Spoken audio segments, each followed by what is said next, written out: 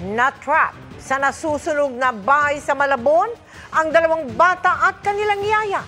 Nailabas ang isang bata pero bigong mailigtas ang dalawa. Nakatutok si James Agustin. Tupok na tupok ang unang palapag ng paupa ang bahay na ito sa barangay Tinajeros, Malabon matapos masunog bago maghating gabi. Umabot sa unang alarma ang sunog na naapula matapos sa mahigit 40 minuto. Nasa 12 fire truck ang rumisponde sa lugar. Kwento ng residenteng si Ferdinand nung unay may naamoy siyang parang nasusunog na plastik at goma.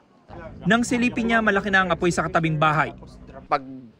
Paglabas ko ng mismong pintuan, apoy na kaagad yung doon sa pintuan ng bahay. Napakalakas na. So, ang instinct ko, bumalik ako agad ng bahay kasi yung nanay at tatay ko may edad na eh. So, sila muna yung inano ko.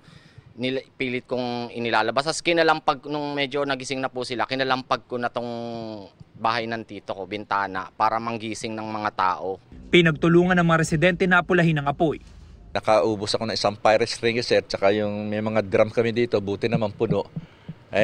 Napagtulong-tulungan namin. Talagang napakainit. Ubos yung ibaba. Sa kasagsagan ng sunog, natrap sa ikalawang palapag ang yaya at dalawang batang babae. OFW ang tatay ng mga bata, habang ang nanay ay nasa trabaho na mangyari ang sunog. Ang 6 na taong gulang na bata, idinaan sa terrace. Nagtamo siya ng mga paso sa katawan. Yung isang bata, nakakasigaw pa kanina, pero naibaba dito sa bendang labas. Ang yaya naman na 3 taong gulang na bata, natagpo ang walang malay ayon sa residente. Nandun sa kutsyon nila, sa sahig, tapos yung bata nakahiga. Tapos yung yaya, dinapaan niya yun, nakatukod yung yaya. Pero wala, hindi na sila gumagalaw eh. Binuhat ko na yung bata, ibinaba ko na. Nakatalokbong ako ng makapal na blanket, pero mainit pa rin. Isinugod ang 3 sa mga ospital. Ayon sa BFP, 2 nasawi sa insidente. May 3 years old na namatay, babae, and then yung yaya na around 40 years old na namatay din due to suffocation.